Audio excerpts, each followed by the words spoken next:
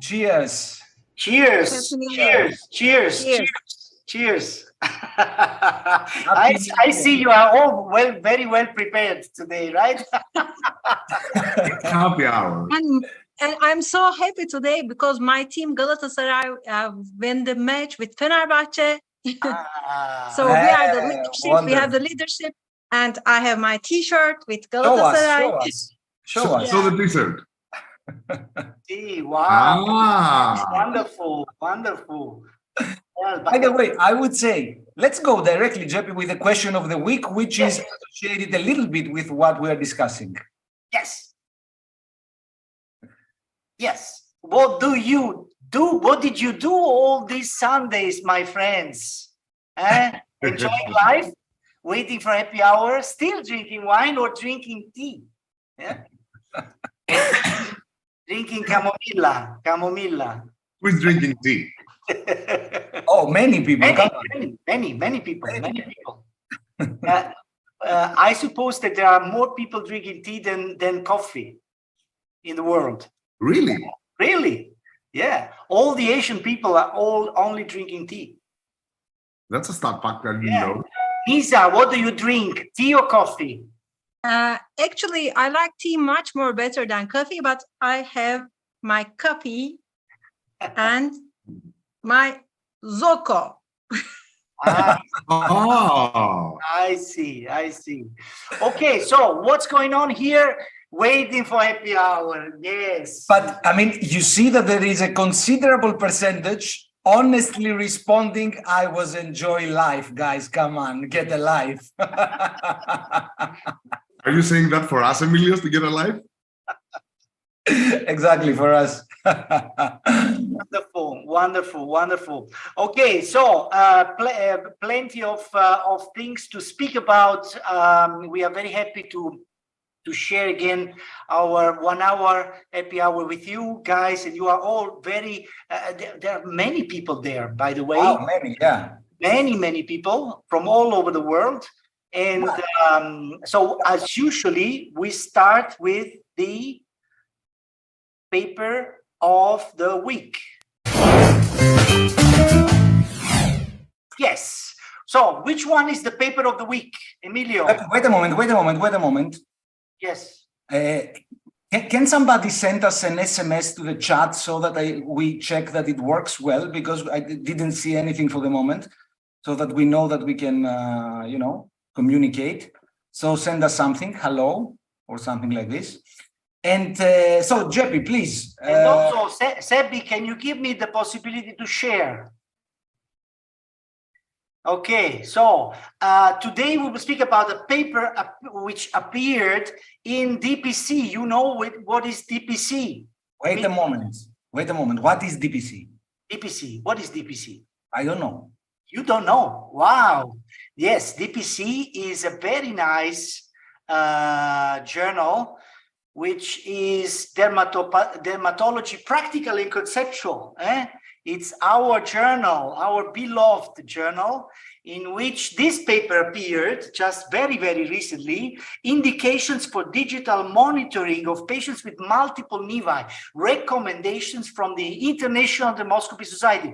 Emilio, what is the International Dermoscopy Society? But the point is, which is the connection between the International Dermoscopy Society and DPC? Do you have any idea? Yes, there is a connection. And actually, the connection is that Dermatology Practical and Conceptual is the official organ, the official of the International Dermoscopy. But DPC is also on PubMed. Yes, and it's impacted with an impact factor of 2.75. No, yes. Come on. Yes. How much money do you have to pay in order to subscribe for the journal? 0. No. Yeah. How much money do you have to pay to publish in the journal? 0. Oh, come on. Who is going to pay? Who is going to pay, Emilio? That's not a journal. This is a treasure.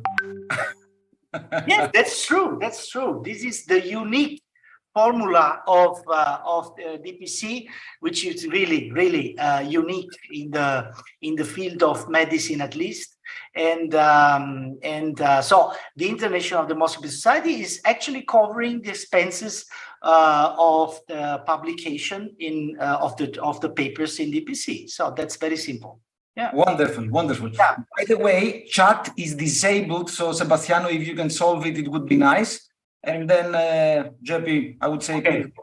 Okay, so I will keep going. And why we speak about this? We speak about this, the indications for digital monitoring, because this is an increasing important method in order to maximize our way of screening patients in order to prevent melanoma. Okay, so we have two types of patients: patients with multiple nevi and patients with solitary lesions, right?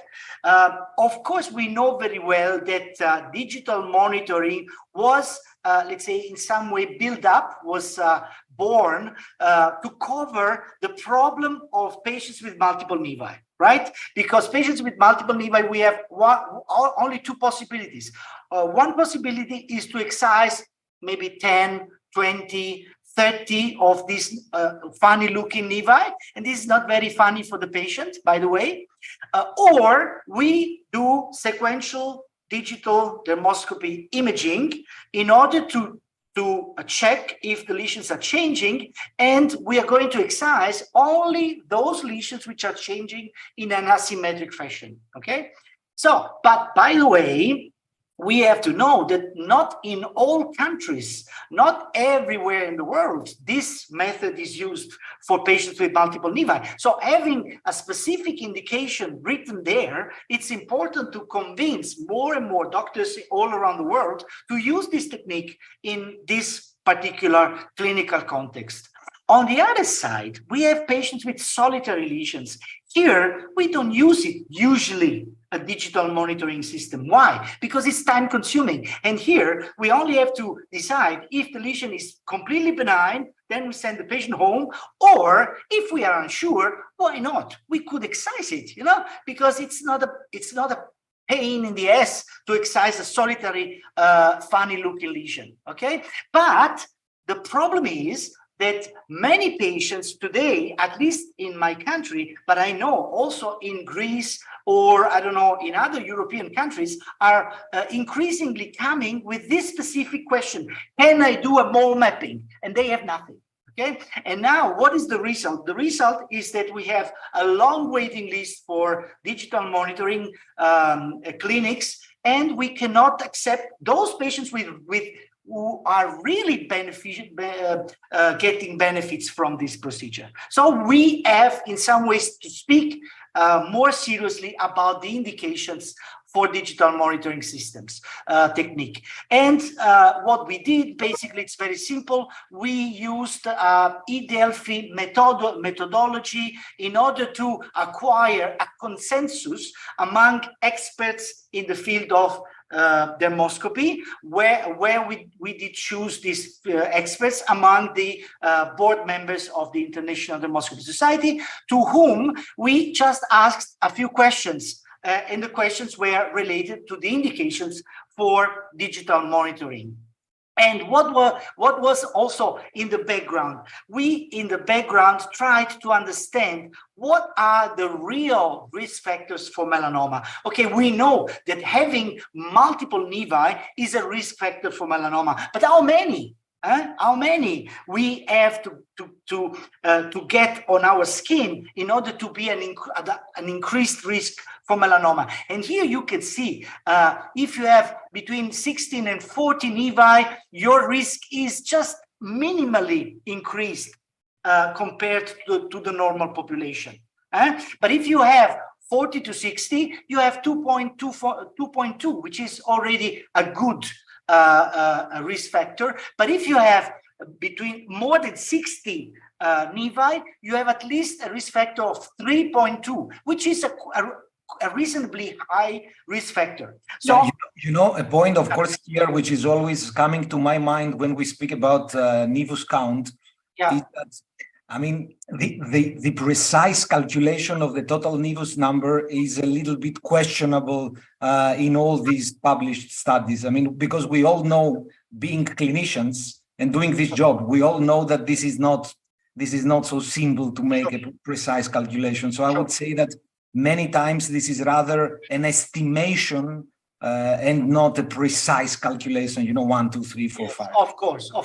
So we all know that based on our experience, we know very well when a patient is coming into our office, if this patient has just few nevi, an intermediate number of nevi, or very high number of nevi. In some way, we got the feeling to understand just by taking a quick look of their back and their chest. Okay? Yeah.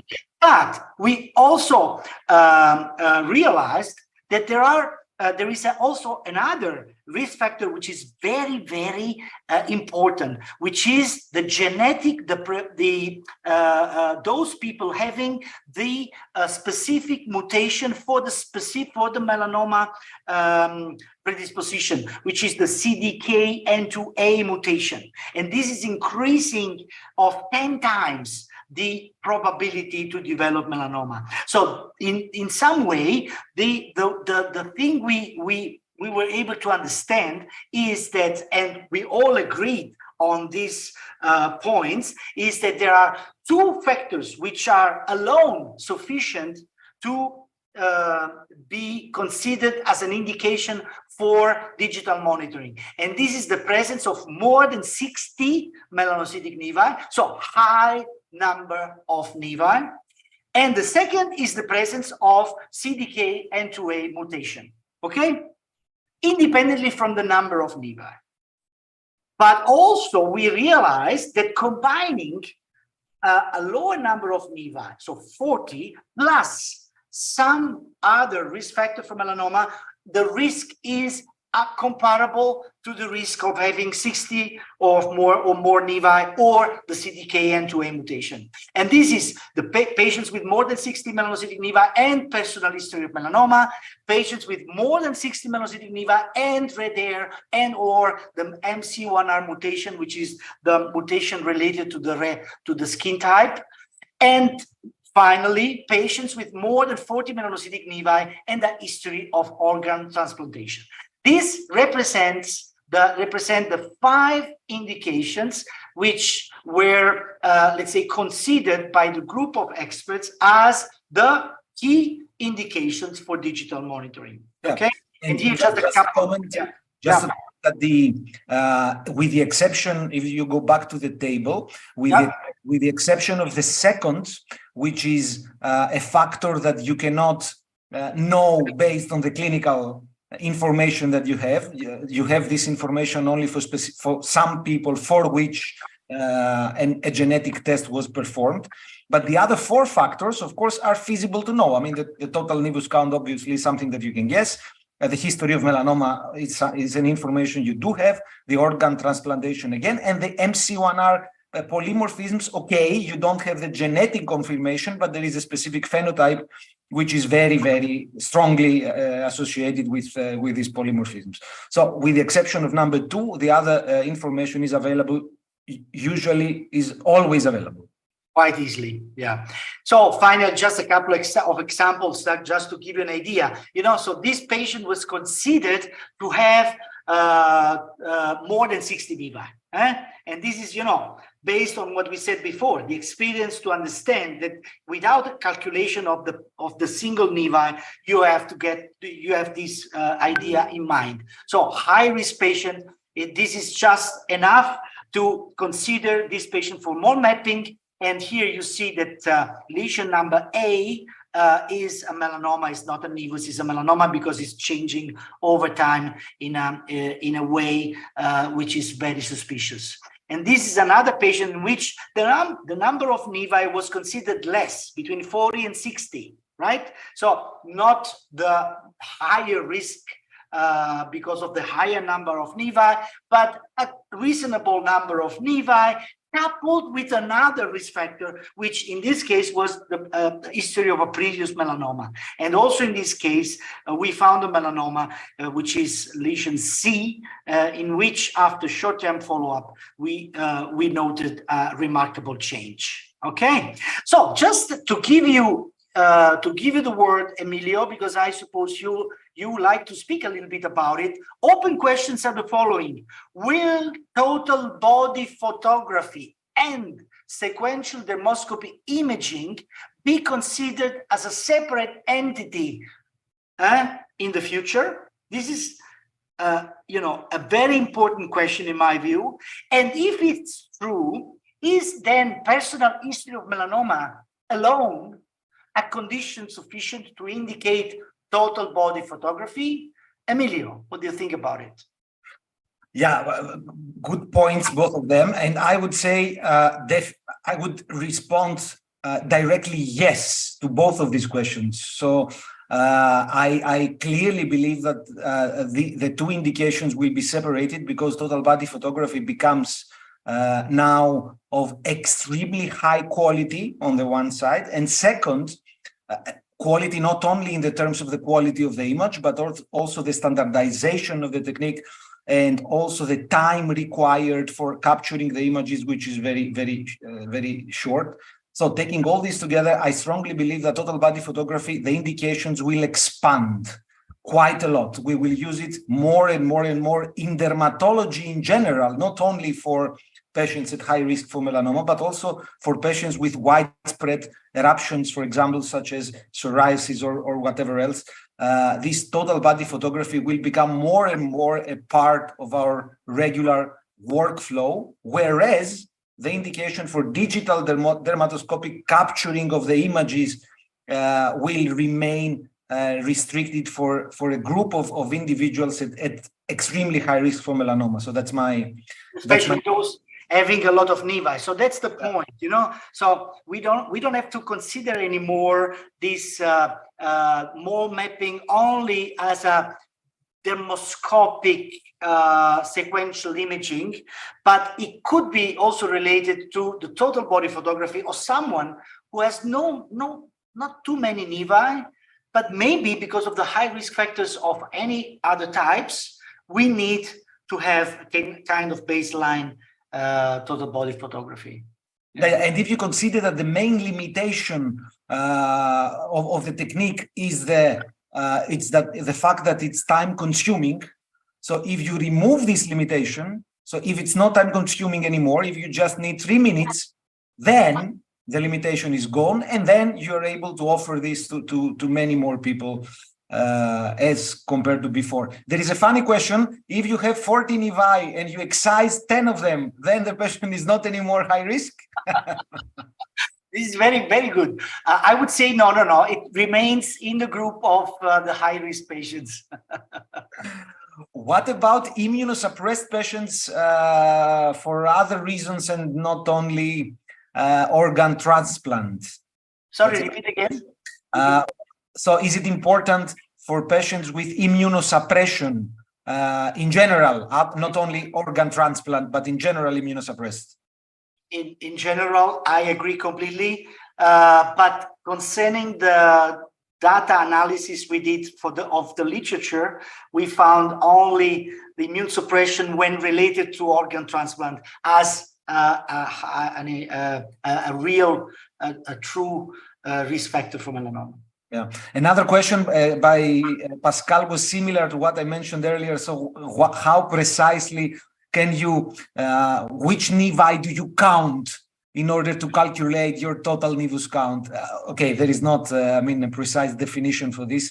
Theoretically, we said nevi more than 2 millimeters in diameter, but again, this is not something that you measure with the ruler. So we have to admit that this is somehow a vague estimation of the number and not a real precise calculation of the total number. Can I ask a question on that? Yeah.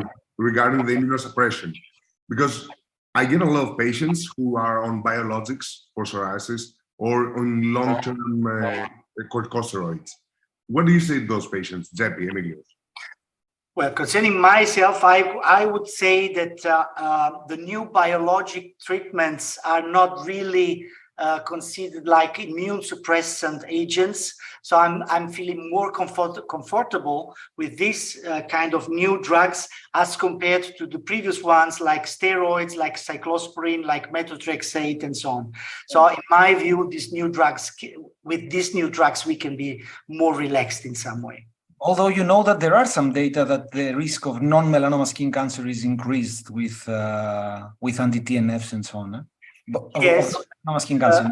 Yes. With anti-TNF, there is a little bit of questioning about it, but certainly not with the anti-interleukin, the new anti-interleukins, which we have available at the moment.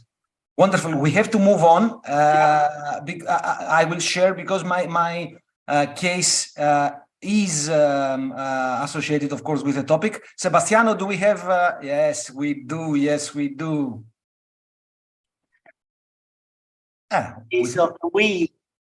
With no sound, but no sound, but it's okay. Okay, okay, it's okay. So cases of the week. It's not one, but 4 cases of the week.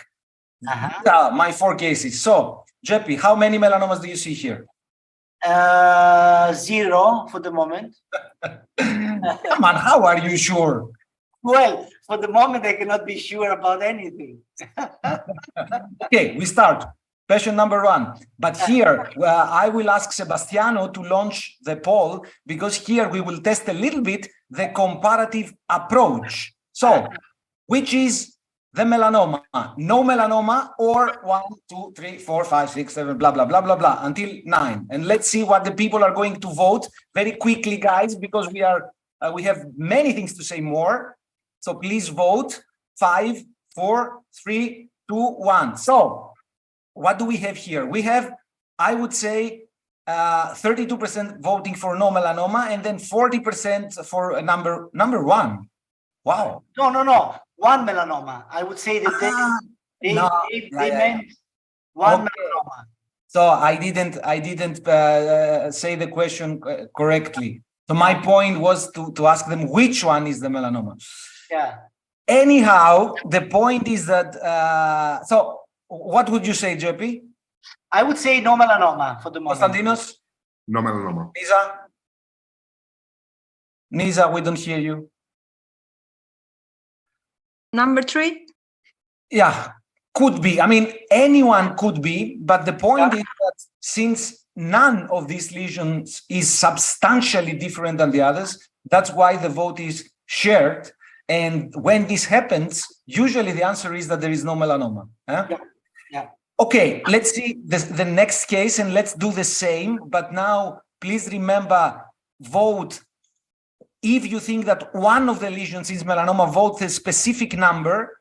So no melanoma, or number 1 is the melanoma, number 2 is the melanoma, and so on and so on and so on. Yeah. And then we see if people will agree.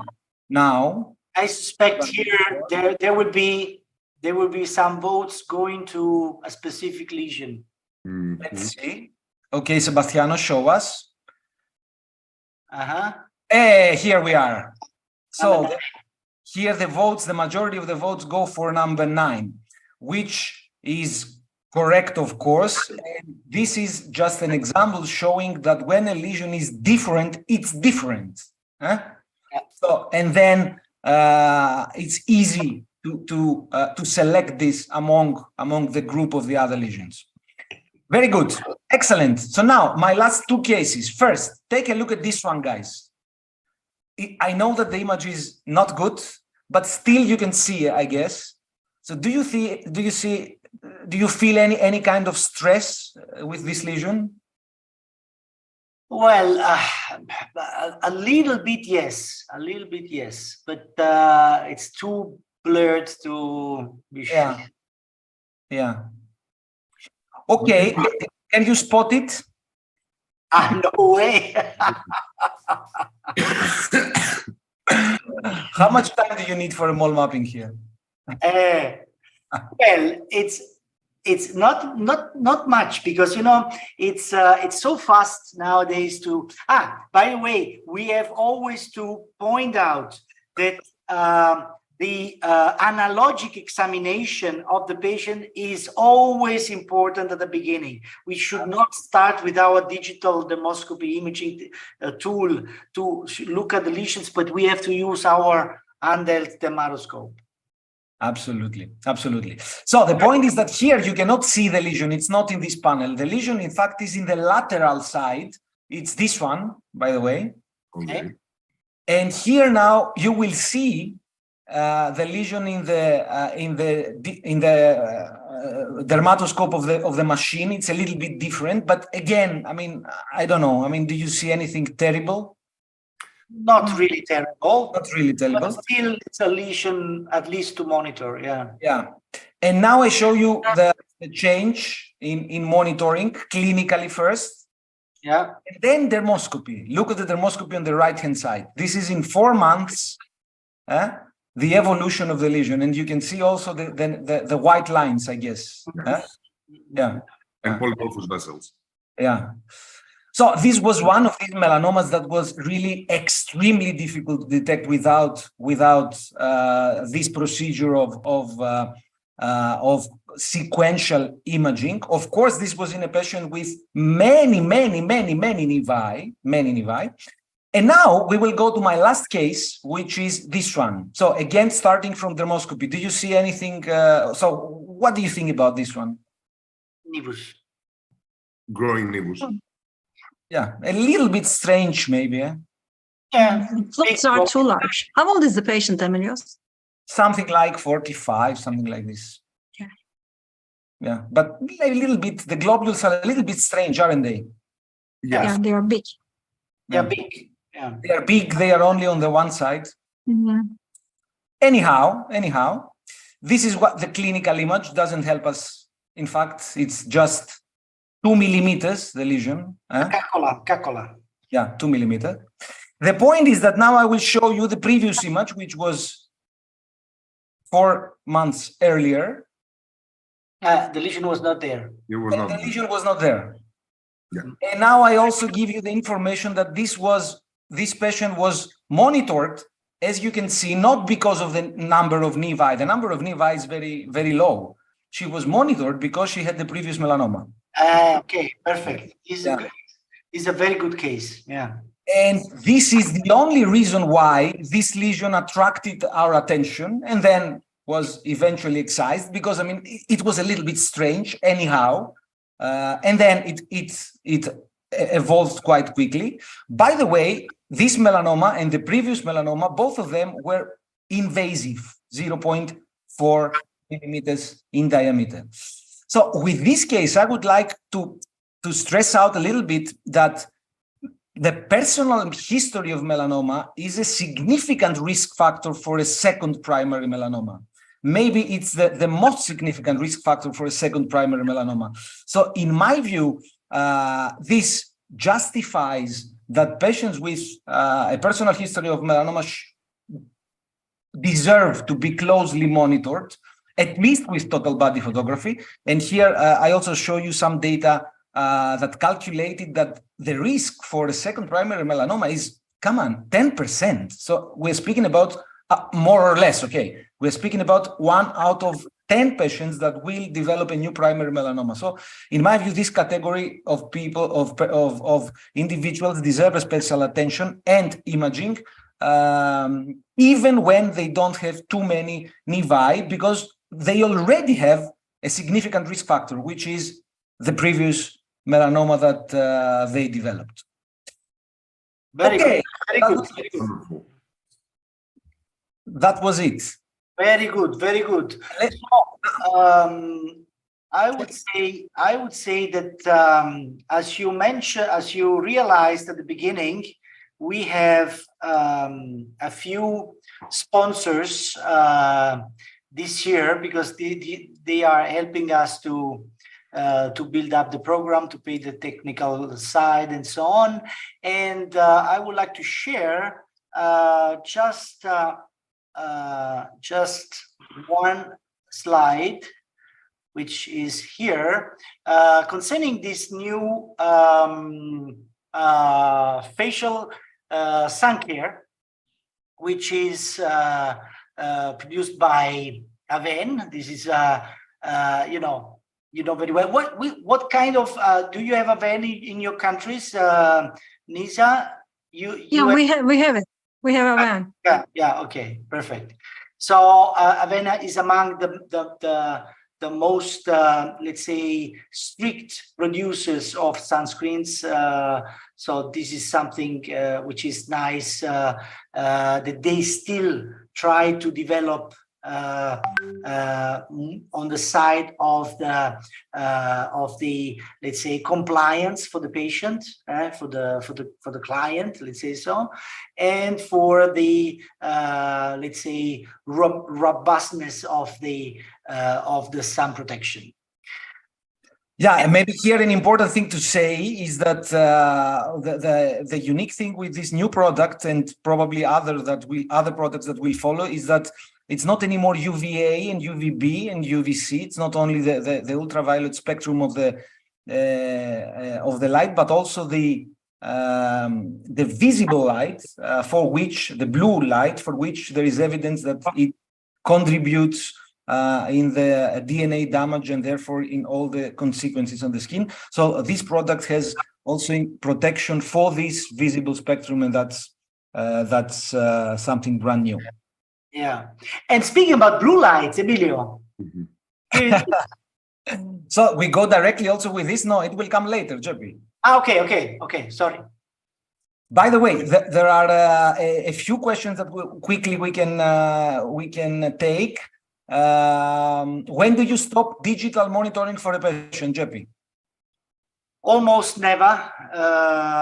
Let's say when a patient is a risk factor, has risk factors, these risk factors will last forever. So I would say we never stop. Yeah. How often should high-risk patients be monitored? It depends. Every 6 to 12 months on a regular basis. Usually, if they have no previous melanoma, we do this. 6 months if they have, let's say, between 40 and 60 nevi, not very ugly. 12 months, I would say. 6 months if they have a large number of nevi, and many of them are very ugly. Do you ever do like 3 or 4 months at super high risk? Just at the very beginning, in order to, so short-term monitoring is used at the beginning in order to, let's say, to develop the compliance of the patient to the technique, and in very special occasions in which we don't like to excise the lesions because we are convinced more or less that it's benign, and we want to check in 3 months if the lesion is really not moving at all. And also, we do this kind of short visits in patients with melanoma, with recent melanoma history, not only in order to check the skin, but also because of the control that anyhow needs to be done, with the other imaging techniques and so on. And in this category of melanoma patients, at least we perform also the photography, not the digital dermoscopy, the photography every time we see them. So every 4 months could be in some of them for for a period of years. Yeah, we also do the same. And I mean, it's a good way to establish the biologic potential of the lesions of the patient. And once you're sure that, stable lesions, not changing very often, 6 months is more than enough. But another interesting question would be, okay, as JP said, we never stop monitoring the patient because the risk factors do not disappear. A good question would be, if you took a photograph of a single lesion, then how many months or years afterwards you can stop monitoring this particular lesion with dermoscopy since it didn't change?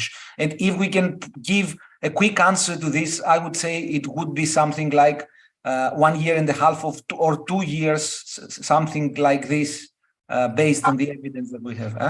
Well, actually, I have the experience of a few. Not only one, a few melanomas which were removed after 4, 5, 6 years of follow-up. It could happen that a melanoma is so lazy, so slow growing that it's not changing too much in 1 or 2 years. But then after 5 years, you realize that the lesion is changing, and after 5 years, it acquired a very asymmetric shape as compared to the beginning. In my view, again, we cannot establish rules, but don't leave lesions after 1 or 2 years, in my view. We should not. At least 3, 4. Mm-hmm. Okay. At what age do you suggest to start total body photography? That's a good point in order to highlight that it doesn't make sense in children. So you want to comment on this, JP? Yeah, my experience of melanomas appearing before the age of 18 is just few cases over a 30 years period. So it means that below the age of 18, we have very, very few patients under total body photography. After 20 years, we have many. So more or less, that's the situation in my view. After 20, we consider the patient more or less as it is a 30 years old patient or a 40-year-old patient. Before that, we are quite selective. Yeah. I would say that we never do it unless there is a specific reason in patients younger than 30. Yeah. Well, if you have a melanoma... A melanoma is a specific reason. Okay. Yeah. Family history of melanoma? Because that's also a very common question. Like, I have melanoma, my kids have some moles. When do we start monitoring? Or do we monitor? Yeah, that's a tough question because also family history of melanoma is not, it has a quite broad definition. What do you mean? You mean just one melanoma in a relative? You mean more than one in many people? No. Is there a proven genetical background and so on and so on and so on? So they are not all one category. Of course, but I'm referring to the very typical case that I think that all of us inquire. A patient has had melanoma and brings their children in for, checkup. And say, we do mole monitoring, we will do total body photography. What do we do with my children? Yeah. Well, after the age of 18. Yes, exactly. More or less, that's the more reasonable answer. After puberty and more or less after 18 years of age. Agreed. How do you explain high nevus number as a risk factor? Nice question, but it requires a long discussion. Does it have biologic significance or it's just a diagnostic difficulty? How can you answer quickly to this question? Of course, there is a diagnostic. There is a diagnostic difficulty, but it's a true risk factor. It means that the melanocytes of these patients are crazy, more crazy than in an individual without nevi. Paradoxically, the chance of patients with many nevi to develop a melanoma de novo is higher than to develop a melanoma within a pre-existing nevus. Yes, so it means that it's not the nevus, the real risk of the patient, but it's the number of nevi, which means melanocyte instability, but of course, we don't know exactly the pathogenesis in the background. On the other hand, these patients with many nevi, evidence suggests that, of course, they have a higher chance to develop melanoma, but it seems that their melanomas are not so aggressive as compared to the melanomas that develop in individuals with few nevi. So it's an extremely interesting, fascinating topic to discuss. Maybe one day we can include it in some of the episodes. We definitely should. And so much another observation on patients with multiple nevi, regarding what Zeb was saying, that their melanocytes act fuzzy, is that their nevi do not go into senescence so often as you see in people with lower nevus count. They keep maintaining their nevi, and they keep getting new nevi, even at the age of 60. Yeah. In a patient with a history of melanoma and severe psoriasis, would you avoid interleukin 23 biologics? No. I mean, no, there is no problem in my view. No evidence for this. No reason to. In my view, we have to keep going, Emilio. We have plenty of things to do. Yes, I'm trying to just to answer as many questions as possible, but yes, let's go on. Sebastiano, what do we have next?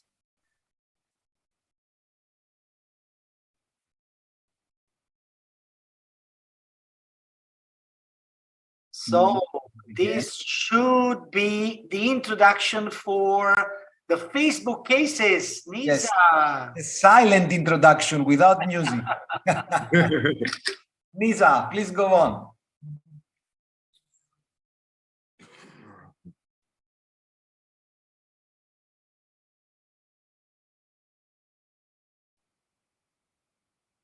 Nisa, you are muted. You are muted.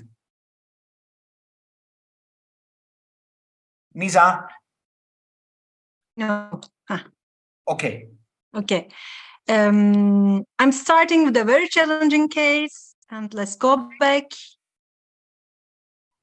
I asked this question 3 weeks ago, and around 12,000 people see this patient. And wow. The patient is a 23-year-old male, and the lesion is located on the medial aspect of his left foot, just maybe above the transition zone, but there's no hair here. And history is more than 10 years, maybe 12 or maybe 13. And the patient said that this is not changing, this is not growing, just occasionally bleeding after some trauma. And the patient did not have a personal or family history of skin cancers. And here is the lesion, the clinical image, and dermatoscopy. There was some scale over the lesion, and I removed the scale with a lathe, and here is the dermatoscopy. And here we see some polygonal white structures, white structureless areas, and a rainbow pattern, polychromatic color chains, and we have here some branched vessels. And what do you think it is? Do you have any idea before the Facebook comments? Could be really many things, including Kaposi.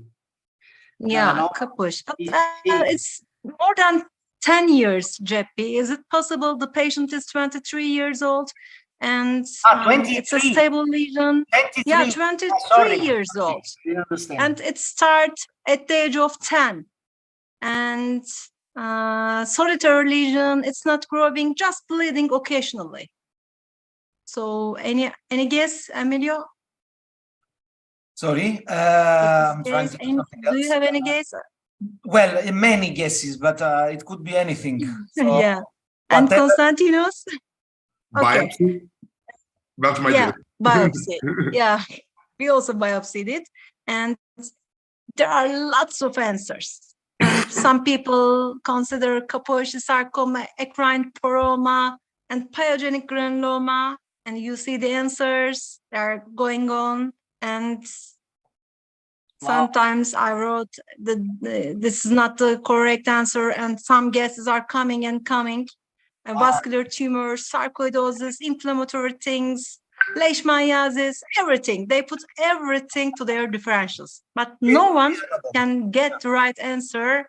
But finally, there was someone who get it, And you can see the answers here.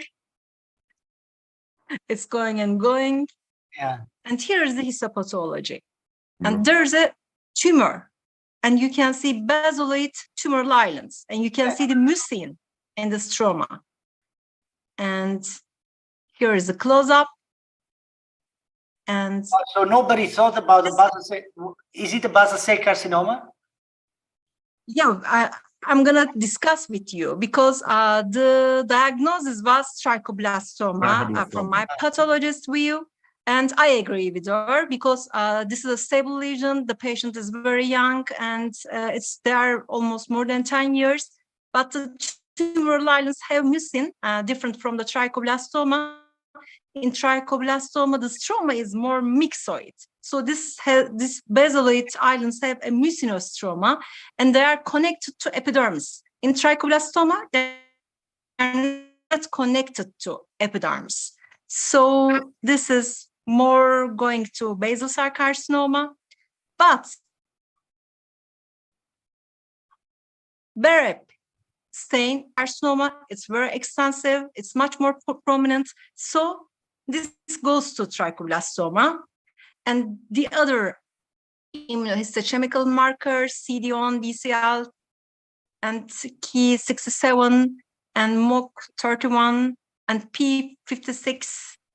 So, and here you can see the differential of trichoblastoma and basal cell carcinoma, old rates and young rates for trichoblastoma. And in trichoblastoma, it can appear anywhere, different from basal cell carcinoma. And here you can see all the difference. So I will not talk all the subjects here, but the pathology was really very challenging because the immunohistochemistry and pathology was in the middle.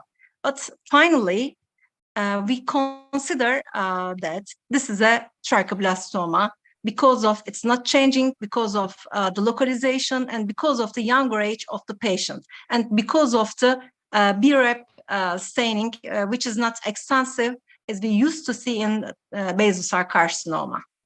So this was an interesting case. And do you have any comments for this case? And what do you think it is? Trichoblastoma or basal cell carcinoma? Which one are you going to vote? And here is some difference for trichoblastoma and basal cell carcinoma. I can tell you the point is that a couple of things are questionable, which means the history, we don't know because the history is not just subjective. So we cannot be sure. And secondly, the young age, because nowadays we are seeing many more patients in very, very young suffering from clear-cut basal cell carcinomas.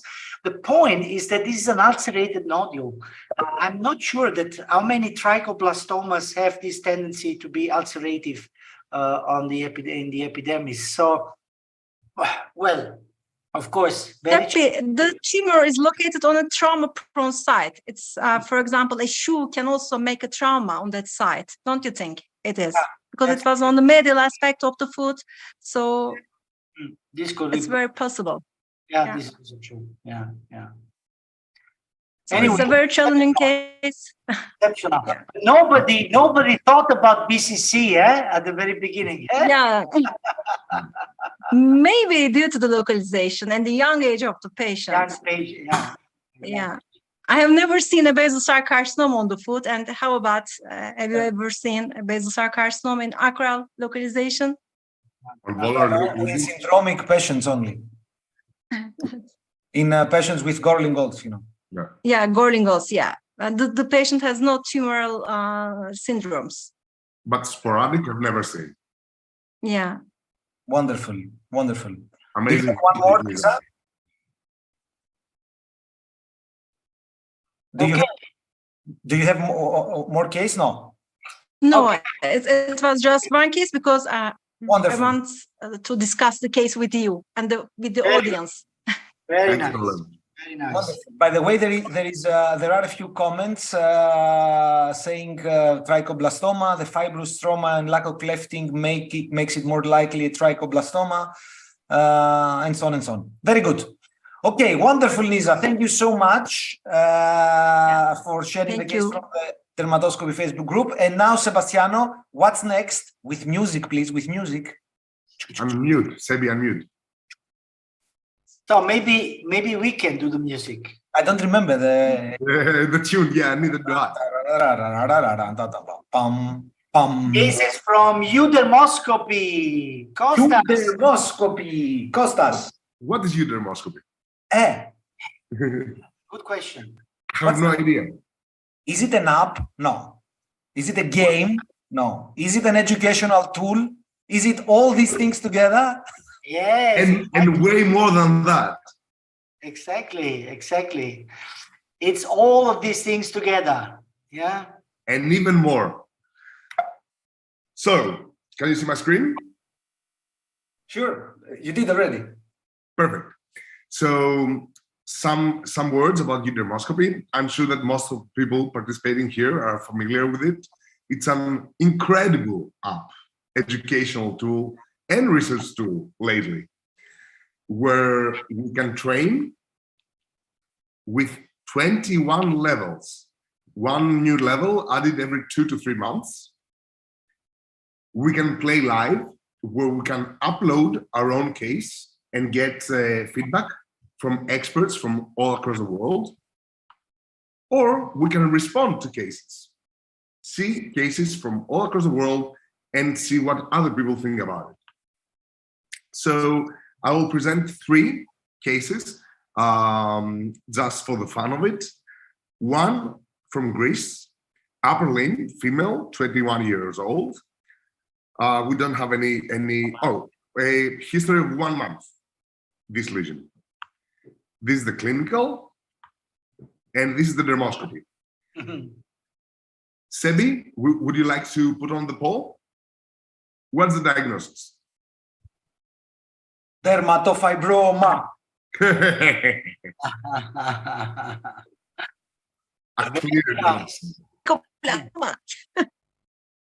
Basal cell carcinoma, the second one on the acral side. Vascular lesions, 78% of the answers. I like it. Melanoma, 6%, and nevus, 14%. So the person that uploaded this said that there was a history of 1 month. Yes, perhaps it could be a very fast-growing nevus. However, it's very well defined. What do you think, Debbie? Yeah, this is subcorneal hemorrhage, in my view. And I think that as the people here, so the people in dermoscopy app voted 87% for a vascular lesion, traumatic lesion. Yeah. And then I have 2 cases that I have no idea what they are, and I want to discuss them with you. This one I found particularly interesting. This is the flag of Romania, right? Or Colombia, no? Colombia. Wonderful. So 77-year-old, 17 years of evolution. This is the clinical, and this is the dermoscopy. Challenging lesion. Seborrheic keratosis, it has to be, otherwise. Let's see what people will vote. Let's see. Care for dark skin type. Yeah. So, Soral and Tycho seborrheic keratosis, 81%, melanoma, 12%, and nevus, 4%. Okay, this is the popular vote. People in dermoscopy voted on a similar note, 52%, Soral and Tycho. I actually vote for melanoma. And this is obviously the only differential. I mean, it's because if you zoom in here, you see these projections. Yeah. It could be a mimicker. However, these are very pseudopod looking like structures. I would definitely biopsy this one. I don't know, Zepi, what would you do? Yeah, of course here, a very useful technique is to use the non-polarized light in your dermatoscope, because then the cometa-like openings which are visible but not so well in this particular photo can be enhanced with non-polarized light dermoscopy. So that's what I would like to use before doing a biopsy. I agree. I absolutely agree. I think that there is no doubt that these are comedo-like openings, and for sure with non-polarized light they would project better. The point is that sometimes, rarely, melanoma of the face and especially on the scalp might be quite verrucous on the surface. So that's why it's a potential trap. Yeah. I absolutely agree. And again, my focus was here on these projections. So I think that for sure, non-polarized light with alcohol, always use alcohol with non-polarized light, and then maybe a biopsy. And final case, where what I voted was the minority, and I would like to see what people will think of it is. So location on the back, 63 years old, patient unaware of the lesion.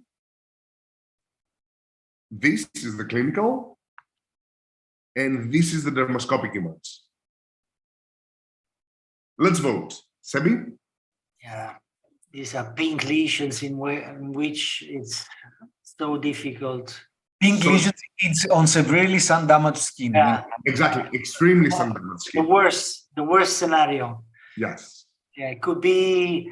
I don't think it's a melanoma. Yeah, I mean, it's too small. Could be a BCC or SCC or. Everything is small, my friend, before becoming large. Yeah, like. That was the philosophical trait of the evening. Everything is small before it gets larger. So 35% vote for melanoma, 35% for BCC, and 22% for SCC. Okay, let's see what people at the dermoscopy app voted for. 57% voted for BCC, 38% for SCC, and only 2% for melanoma. I also voted for melanoma because of the shiny white lines, especially here. Do you see them, that they are perpendicular in between them? A worrisome feature, along with some polymorphous vessels. Definitely, BCC is the prevailing diagnosis. However, in my biopsy differential, I would first put melanoma, just to make sure. Emilios, what do you think? Wonderful. I think that you are a little bit pessimistic, but reasonably pessimistic. Not. No, I would also go for BCC first, but I mean, come on, with these pink lesions, you can have exclude. You can have exclude surprises. White shiny streaks might be present in both. So, yeah, not easy to say. Wonderful. Thanks a lot, Kostas. Perfecto. We need to go because we will again go a little bit late. But now, big moment for the show. No, wait a minute. What? I would like, Emilio, you just have to comment this slide here. Yeah, but it's not time for Kahoot yet, Sebastiano. No, Sebastiano. No Kahoot yet. We have first to show something more. Jeppe, you want to share a slide? Yes, I like to show you this slide here. Exactly. The new toy. This is the new toy. You see? Look at the toy. This is the new toy, the new version of DermLight. Yeah. I mean, these very well established dermatoscopes that we all use since many years. So the new thing here, in addition with the fancy design as always, and in addition to the perfect projection, both of the polarized and non-polarized light that was anyhow there also in the previous version, here, what is new is what Jeppe is showing now, this ultraviolet light, this blue light that enables the visualization of not enables, but enhances the visualization of some structures that we still cannot know which is the diagnostic significance. For example, here you see how much, in a case shared by our friend Pavel, how much the scales project much better in with the blue light. And also, what else, Jeppe, can we say here in the blue light image? Definitely, scales are brilliantly seen here. Of course, we need to do some research around this, the application of this blue light in the context of dermoscopy and inflammatory or infectious skin diseases. So we need to study a little bit if this is, let's say, something useful for our daily practice. In my view, this could be the revival of the wood slump, because the wood slump has a well-known uses in dermatology, but because of the fact that it's a strange device, we didn't use it so much. But now, if you have it in your hand, then it might be a revival of this method. Yeah, wonderful, perfect. So now it's not time for Kahoot yet, but it's a time for something else, which is extremely important for Dermoscopy Happy Hour, and this is Penelope. Penelope's gift. Our sweet Penelope is back again with us, and she prepared a special gift for the first episode of season 2, which I like it very much. You have to try to predict the diagnosis just by looking in a small part of the lesion. So, yeah, can you try number 1? Combined nevus. Number 2. Melanoma. Number 3. Nevus. Nevus. Number 4. Pigmented C. Pigmented. Bovens. Okay. Number 5. Pits. Yeah. Number 6. Melanoma, yeah. Number 6. Bovens. Bowen again. Bowen again. Yeah. Okay. I have to say that you were quite good. But quite good. So combined nevus, blue nevus, black nevus, seborrheic keratosis, and eventually pigmented Bowen. Okay, nice. Wonderful. Very nice. Thank you so much. Thank you, Penelope. Penelope. Thank you.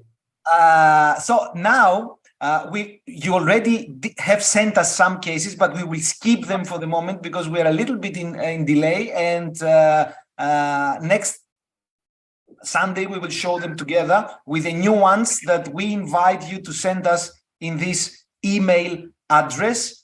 Send us your more interesting cases, especially those with a educative message. They are very, very welcome. And now Sebastiano, please show us what's next.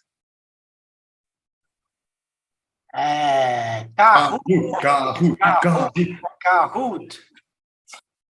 Are we ready? Are we ready for the first Kahoot?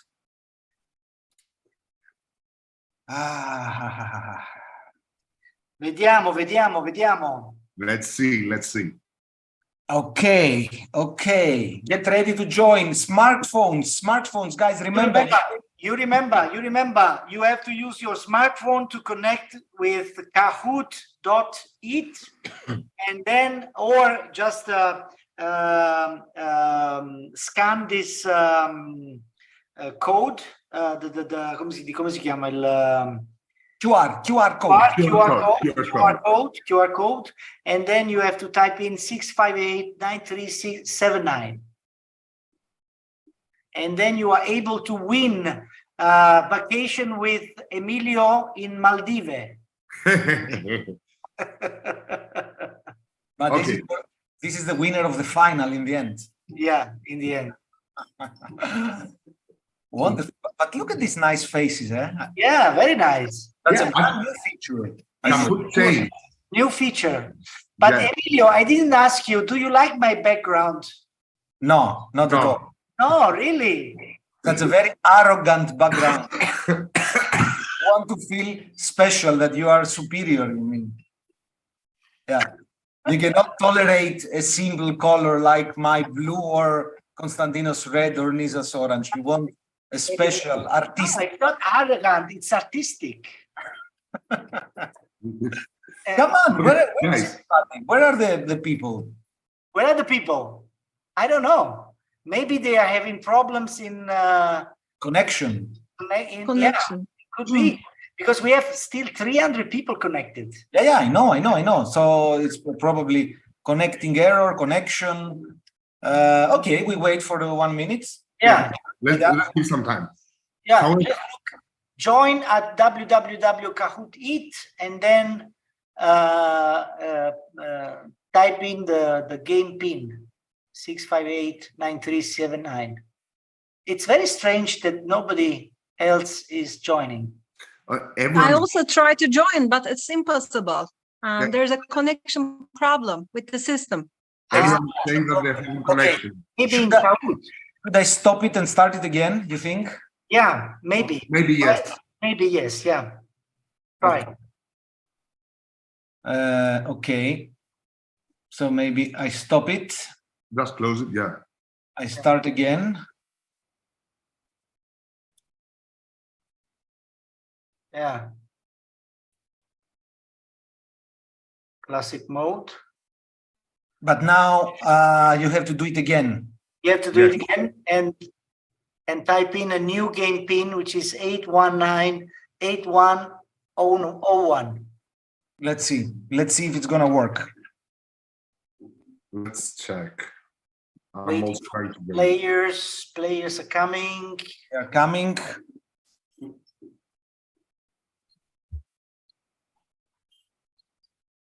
But not very fast as it was in the past, right?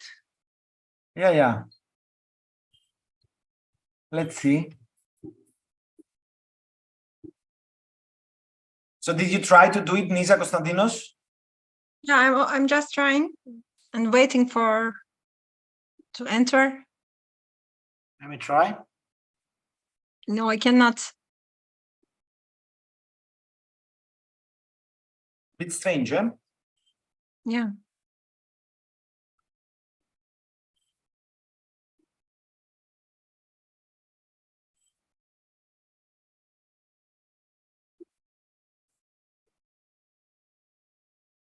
Doesn't work. Connection issues. Yeah, connection issues. Yes, I'm also trying. I'm getting the same. It says, oops, you are disconnected. We are trying to build up your connection again. Okay, what do you propose? We go with these 10 players, or I try once again to exit and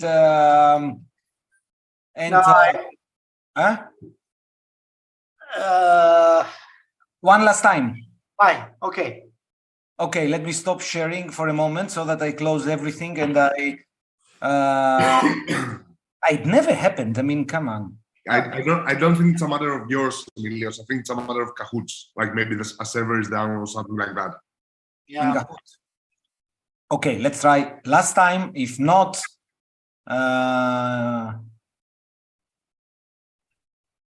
okay.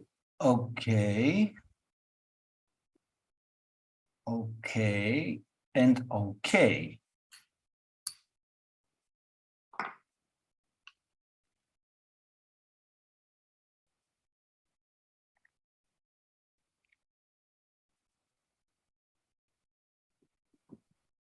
Now, come on, people, let's do a last effort and we see what happens. Let's try.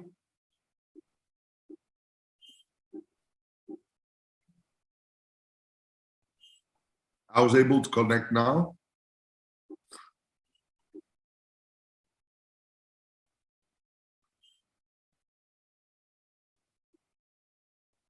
Yes, but certainly very, very, very slow. Usually it was running like crazy. Yes. Yeah.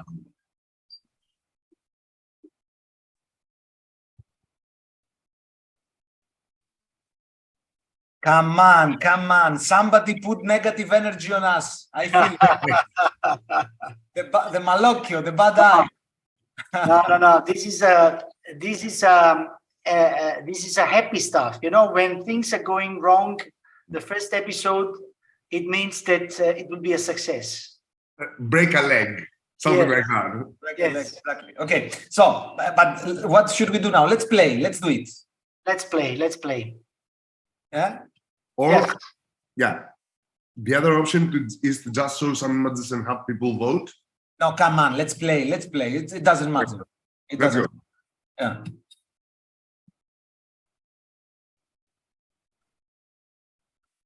Let's play. We will also play.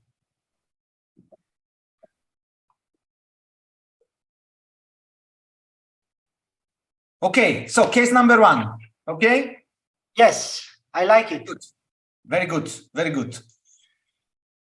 Yes, I like it. Dermoscopy. Yes. And we come to the question, which is it a BCC? No. Ah, look how many people are voting. You see? Ah, come è possibile? Okay. 110, 112 people are voting. Okay, good, good, good. Very good. So, Ah, false. false, you're right. It was not a basal cell carcinoma, but it was what?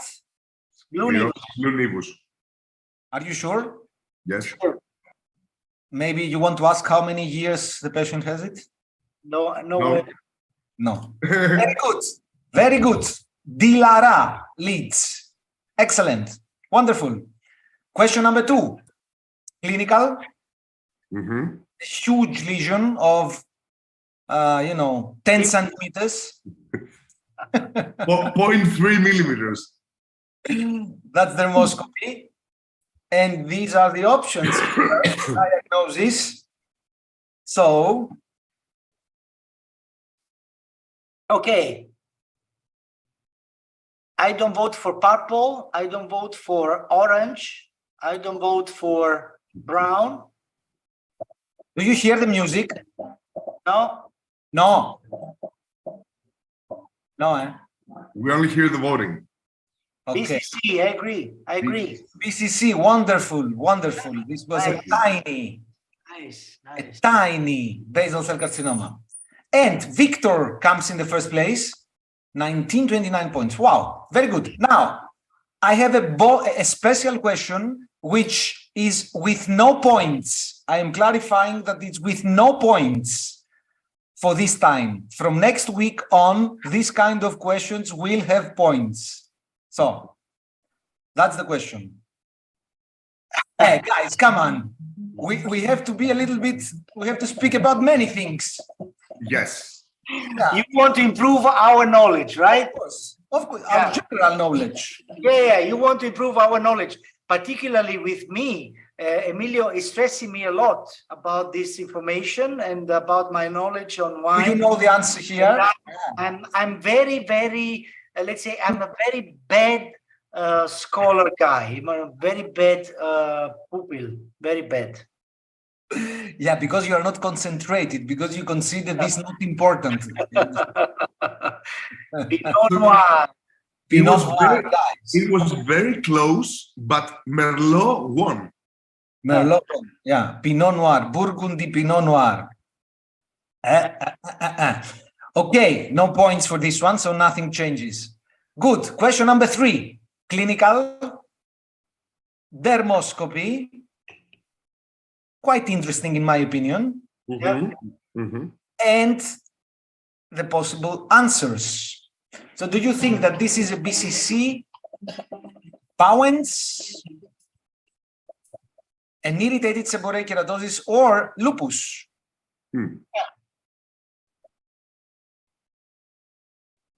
It's quite tough, I would say. It's a difficult lesion. Yeah. I'm between two, but I lean towards one. But nothing is difficult for our audience. You see here. Come on. Yes. BCC, wonderful. BF